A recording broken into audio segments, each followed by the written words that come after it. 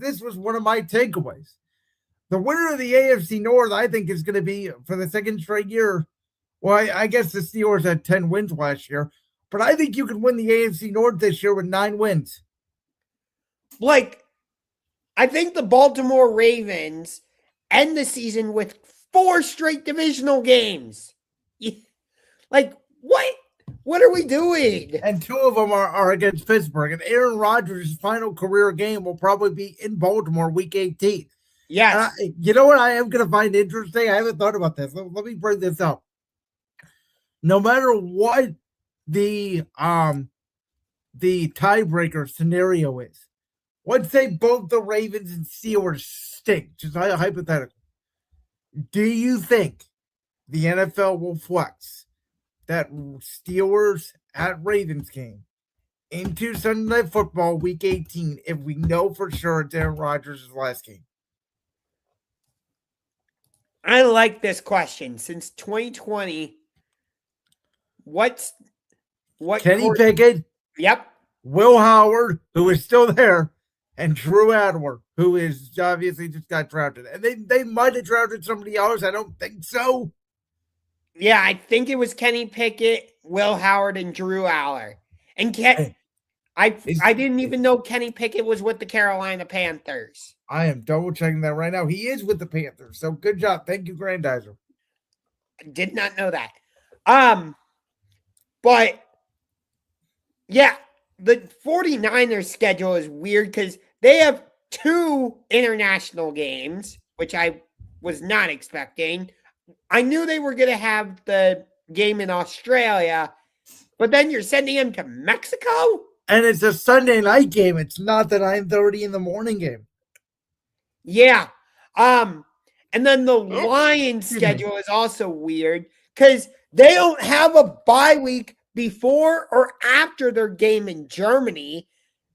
And then if I'll have to double check this, but I think after that Germany game, they have to play like 3 games in a span of 12 days or something like that. They do. So here's the Lions schedule. So after the New England game, they end up playing Tampa Bay. Then they play the Bears. That's the Thanksgiving game. Then they play Atlanta and Tennessee. Correct. So I don't know what to make of a lot of team schedules. Even the Browns schedule is weird, which I didn't have my predictions right. They have 4 straight road games technically, and then technically 4 straight home games. Yeah, the schedule is not balanced. The thing is, everybody in Cleveland's like, oh, I think the Browns can win 7-8 games. Who's your quarterback? Because I don't know. Because if it's 4 Shedeur Sanders, you're not winning 7 games. Todd Monkey doesn't even know who Myles Garrett is. They asked him today, Todd, have you met Myles Garrett yet? No, I haven't. But I'll tell you what, number 4 looks pretty good. See the ball he threw down the left sideline to Trey Boston the other day in camp? Beautiful ball.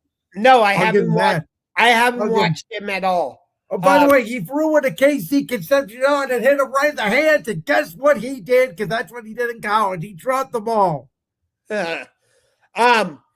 I did have the Browns playing the Jaguars and Buccaneers back to back like that, but not to open the season. How about 0-2 to start the year? I'll have to look at the Arizona Cardinals schedule. They are winning maximum 4 games. I'll tell you what, Josh, that you're not going to like because you were very high on this team last year. And you like this quarterback, and I'm telling you right now, they are either going to be fighting for the playoffs in their last day of the season, or they're not going to make the playoffs at all. Your Denver Broncos have the hardest 6-game stretch to start a season I can ever remember. Yep. Here's the first 6 games. At Kansas City on a Monday night. Yep. Then they play the Jaguars, and we all remember what the Jaguars did to them last year in Denver. Oh, by the way, Then they have to play the Rams on a Sunday night. Then they have to go to San Francisco. Then they have to go to their arch rival divisional Chargers. Oh, and if that ain't hard enough, how about you come home on a short week and you play the reigning defending Super Bowl champion on a Thursday night Seattle Seahawks? They will be lucky to start 3-3. Yeah. I need to look at the Titans schedule again, but I don't think it's that bad for them, honestly. I have them at like six-ish wins. I will say this up front. Keep an eye on the number 1 seed in the AFC being DeMeco Ryans and the Houston Texans. I can't trust the Texans. I really can't. I think that defense, like, look at their schedule that they play. Week 1, I know they play Buffalo. Guess who doesn't have a great offensive line? And guess who owned Buffalo last year on that Thursday night? Houston. Week 2, they play Cincinnati. Yeah, they have a great quarterback. Guess what they don't have? An offensive line. At Indy, we don't even know who their quarterback is going to be. Dallas, okay, it's probably going to be a tough game. At Tennessee, tricky game, but winnable. At Jacksonville, it's going to be a tough game because it's in London, but they have owned the Jags, including that comeback they had against the Jags in Houston last year. And then the Giants, where they get their bye. I mean, they could be, 5-2 before their bye. How do you feel about that divisional game between the Jaguars and Texans being over in London? Well, same thing as Rams and Niners in Australia. The one thing I'll say to it is we better get used to it. We can't complain about it because pretty soon there's going to be an Eagles-Cowboys game internationally.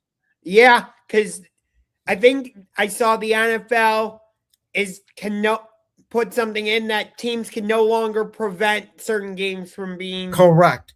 I believe by 2027 or 2028, we're going to have 18 regular season games, and every team will play one international game a season, and we're going to have 2 bye weeks. I don't know how to feel about that if that first part you said becomes reality where every team has an international game. I think it will 100% become a reality. So in my opinion, we all complain about it, but it's reality. We have to have cable. We have to have all these different streaming services because all these games are on streaming. And the reality is, especially around the holidays now, which the Thanksgiving Day schedule and the Christmas Day schedule, by the way, is going to kick the NBA's ass. The NBA could put on Thunder Spurs on Christmas and it will get murdered by the NFL. The NFL. Wait, can we talk about the Thanksgiving slate, please? Because Bears, Lions, that's nice.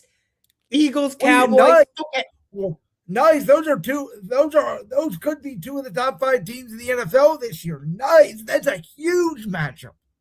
Hold on. But go ahead. Hold on. But you're telling me I have to listen to Chris Collinsworth talk about both Patrick Mahomes and Josh Allen? What? John, I just took a sip of water. I almost choked. Because you're going to have a miserable time. You're going to be so full from your turkey. You're going to be like, oh, God, I just want to lay down. And then it's going to be, here's a guy in Patrick Mahomes. I mean, this. Now, by the way, for the record, I will say this. Oftentimes, Chris Collinsworth is not worth the Thanksgiving game. Mike Tirico has worked it with Tony Dungy in the past. They've given Chris the Thanksgiving day off. I wonder if they'll give him the Sunday night game off this year and he'll work Thanksgiving. Yeah. Seriously, how did NBC get Chiefs Bills? Because basically said, Jim and Tony, you've called this game so many times, we have to move it around. And the NFL basically said, we don't give a single fuck.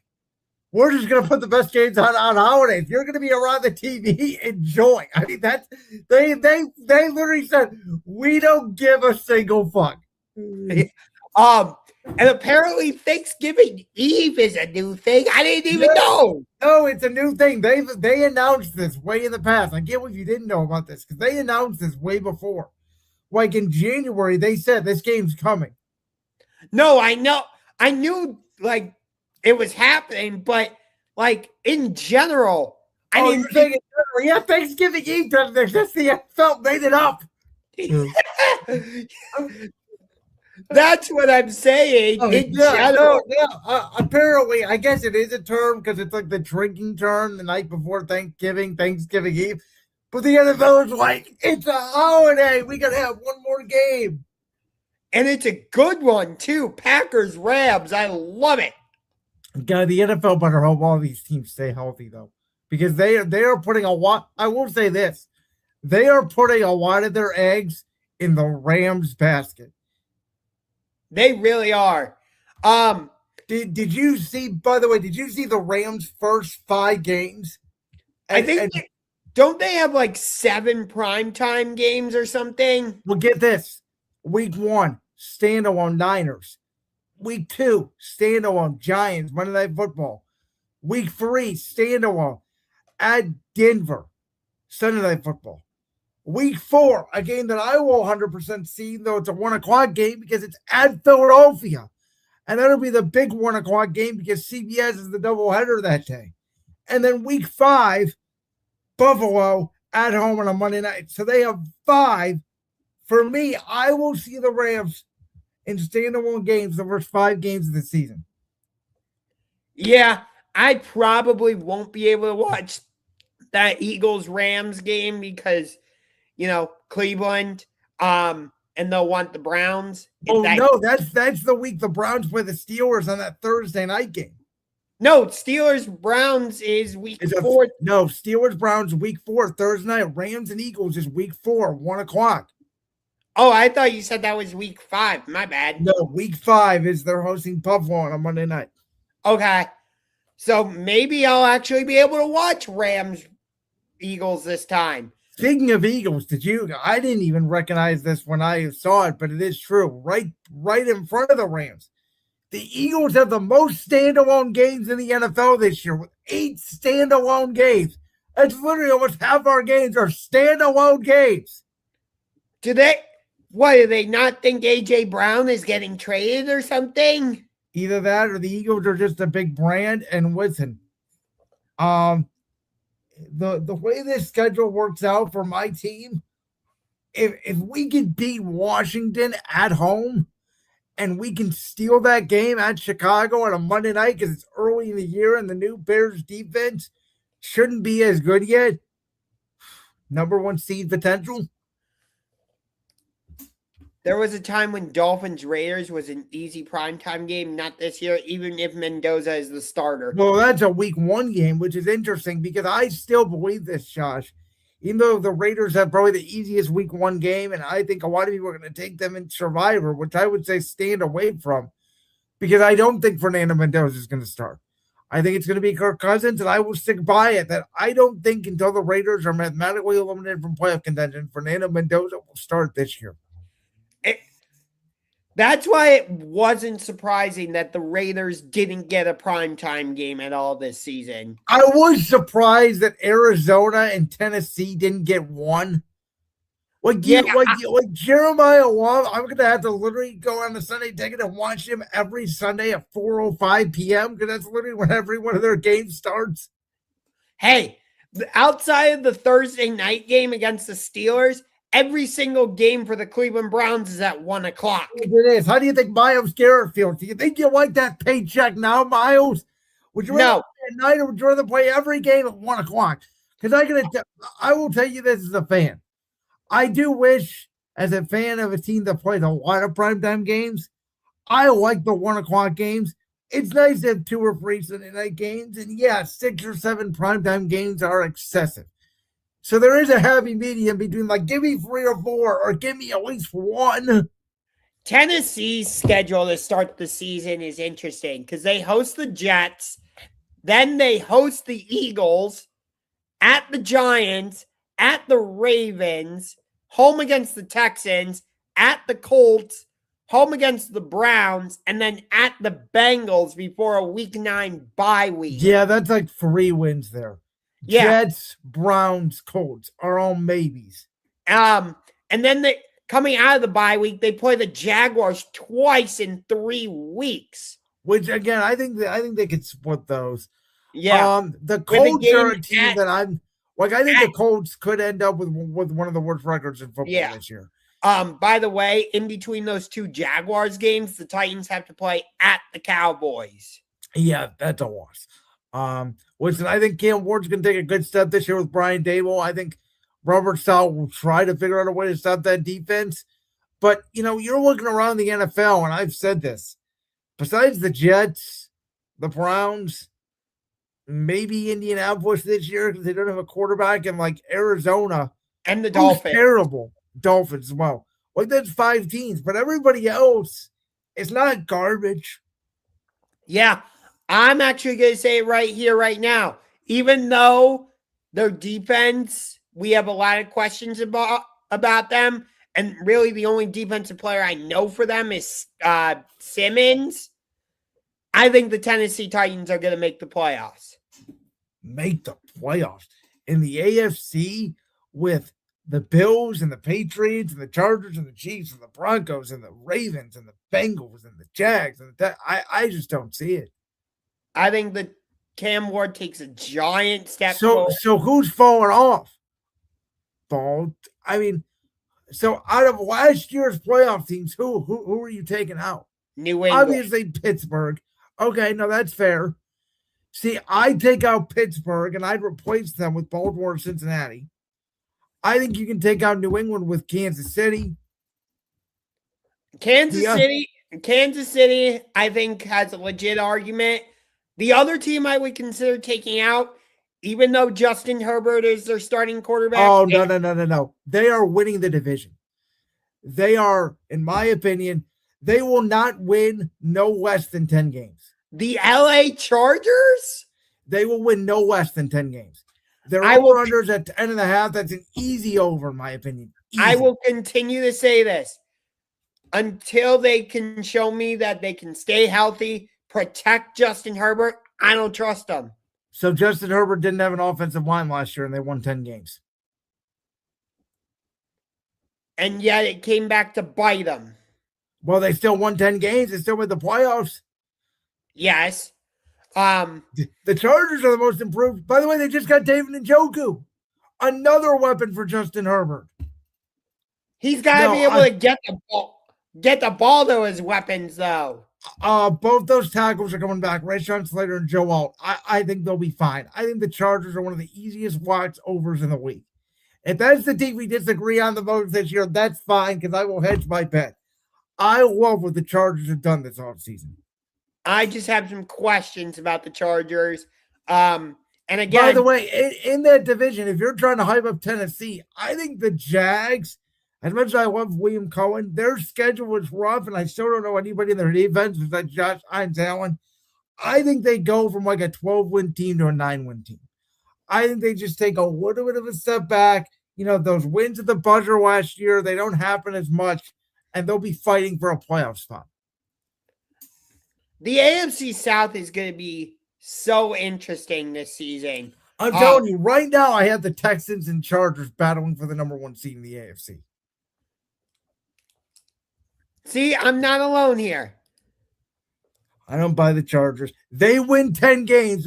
They'll win 10 games. I think they will. I agree with Grandizer. I think that might be their ceiling. But if that's their ceiling, 10 games will get you into the playoffs. But is it enough to challenge for the number 1 seed like you're suggesting? I think in the AFC this year, I think it's going to be so competitive. I think 11, 12 wins could get the number 1 seed. I really do. I do think Buffalo as well will have a big bounce back here. Chargers didn't do enough for their interior offensive line to say, wow, they really did well to take the next step. I agree with that, but what's even more important than the interior is the exterior. And they got both their tackles back when they didn't have either at the end of last year, and they still won 10 games. Other than the defense, that's my big question with Tennessee. I like their weapons on the outside of Calvin Ridley. I think he's fallen off, but it's how about the number 4 pick in the draft, Carnell Tate? I think him and Cam Ward, if they can keep Cam Ward upright, him and Carnell Tate, that's going to be a deadly duo. I want to switch to the NFC South because I want to get your take on this because you have been a big advocate, maybe more than anybody that I've listened to in the sports media world, on the Carolina Panthers. Their over-under is only 7.5. Are you surprised by that? Well, they do have a first-place schedule, and when you have a first-place schedule in the NFC, it doesn't set up very well. I think that division is going to be like it was last year where they're fighting between 8 and 9 wins. I think all 4 of the teams will. Falcons, Saints, Panthers, even Tampa. It's a brutal start to the season for them. Early bye week in week 5. That's after, by the way, they get a Sunday night game against the Lions, which I thought was really weird for a Sunday night game. Yeah. They open the season against Chicago. Yeah, they do. I don't like that if I'm the Panthers. And then they have 2 tricky road games at Atlanta and at Cleveland. I'm saying Atlanta is tricky just because it's a divisional game. You never know. And at Cleveland, I know it's in the early part of the season, but still. And the Browns will be 0-2. They're desperate to probably get a win. And it's the Browns' home opener. Yep. But listen to this stretch coming off of their bye week in week 5. At Philly in week 6. Home against Tampa. Thursday night football at Green Bay. At home against Denver. At New Orleans. Home against Baltimore. And then at Tampa Bay on Monday Night Football. It's tough, but can I tell you what makes me nervous about that Carolina game week 6? The Panthers will be coming off their bye, probably angry because they lose to the Lions at home on that Sunday night game. And the Eagles will be coming off a flight to London where they just played the Jaguars. And we'll have to turn around and play the Panthers. It will be on 2 weeks rest and we'll be on 7 days rest after flying overseas. And 2 years ago, on our run to the Super Bowl, it was the one game we should have lost, was at home against the Carolina Panthers. When I came on this show when I said Bryce Young had the best game any quarterback had against that Eagles defense that year. I don't know why the Panthers got like 3 primetime games. Detroit, at Green Bay, at Tampa Bay. Remember that game at Green Bay when they were like a 10.5-point dog? And I said on the air, be careful. I can't remember. Were they coming off a bye or they just got blown out or something happened? And I said Carolina's going to bounce back and they're going to beat Green Bay, and they did. Yeah. And then after that Tampa Bay game, they have to play at Minnesota. You know, the Vikings are a real interesting team too, because they're in a hell of a division, and I don't think that all 4 teams are going to be over 500 again. But when you have Kyler Murray, and presumably as your starter, you should be able to win 7, 8, 9 games. Yeah, that's true. But Kyler's probably going to be their starter.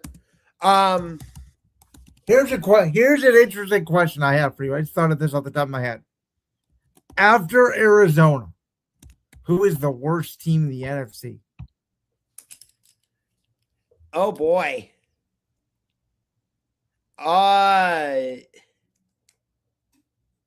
Atlanta's probably in there. You think? Because I mean, Stefanski with a Penix or Tua, I think they're going to win games. They got a pretty easy schedule, albeit they got 3 straight primetime games. Yeah, that was weird. Okay, Grandizer has a question for us. Did you both see the season record? I don't know who Jared Bailey is. He had Eagles going 8-9, which is a joke. We're going to win more than 8 games. Browns going 5-12. I think it's fair. I'll still take the under because I don't know who your quarterback is. Yeah, I don't trust it. But it's not a ridiculously bad schedule for the Browns. It's really not. I mean, they don't play a lot of good quarterbacks. That's true. It's definitely tough starting with at Jacksonville and at Tampa Bay. Those are arguably your two toughest games outside of Baltimore, and then we'll see Cincinnati the last game of the year. Doesn't mean anything. At home, you do well against Cincinnati. Yeah. I think it's interesting that we close or our last home game is against the Colts. Yeah. I thought for sure the NFL would want that Falcons-Browns game on prime time. And they said 1 o'clock in the afternoon in week 14, bury it. Yeah. I thought, given the backstory and all that, they'd want that game early. They'd want it on prime time. That's why I had it as the Browns home opener on Sunday Night Football in my schedule predictions. But did you hear the one game for the Falcons that Roger Goodell made sure was on there was at the Saints for Hurricane Katrina, and Atlanta was like, we don't want that game. Yeah, I know. And their one primetime home game in that 3-game stretch that you're talking about. Baltimore, right? Yep. Sunday night. I'll tell you, that's interesting because Kevin Stefanski starts off against a team he knows very well. I'm trying to remember. At Pittsburgh. Oh, yeah, that's right. Aaron Rodgers kicks off the season against the Falcons defense under Jeff Ulbrich, who, remember what Jeff Ulbrich was? He was the interim head coach when Robert Saleh got fired. He knows Aaron Rodgers. That's a sneaky 1 o'clock good game week 1. Yeah. I think Cincinnati opens the season at home against Tampa, if I'm not mistaken. Cincinnati, they are... I believe you're right. Hold on one second. Let me scroll over. Because I know when we play the Bucs in week 2, that's Tampa Bay's home opener. Yes, they host Tampa. Okay, I got one last question for you. This is not in the comments. I just want to ask it. All right, go. Think with all the primetime games and the backloading of the Thanksgiving Eve and Black Friday and Christmas Eve and Saturday games, is the NFL whittling down the Sunday afternoon window? Do you think it's bad for the week? And to a certain degree, yes. Because you still need, Sundays are the NFL territory. That's what we do. I specifically DVR games on Sundays that I'm like, oh, I want to watch that. But if you're going to do more of these Black Friday and Thanksgiving Eve and Saturday night games, I think it takes away from those Sunday afternoon games. I think the 4:25 national window for Fox and CBS are still very good. I think what it's doing is they are basically saying Jets, Cardinals, Dolphins, you're all going to be either the 1 o'clock or the 4:05 games every week. And that window is the window that's hurting. Throw the Browns into that conversation. Yes, we got the one Thursday night game, but other than that, like I said, every game on the Browns schedule is a 1 o'clock game. And the NFL has turned into a little bit of an NBA territory, I would argue, where by week 4 or 5, you're bad. By week 4 last year, the Jets were not trying. No, they really weren't. And they certainly won't make it to the Super Bowl, which the NFL just recently announced some locations for both the draft and the Super Bowl. They announced that the 2028 NFL draft will be in Minnesota. And I believe they announced that the Super Bowl 34 is going to be in Tennessee. You mean Super Bowl 64, which will be the year 2030? Yes. Yeah. I don't know why I said Super Bowl 34. My God. I've heard that Tennessee and Nashville have grown a lot with the hotels and stuff. So now you know this more than I do because you're more of a stadium nut. The Titans' new stadium, that's going to have a retractable roof, correct?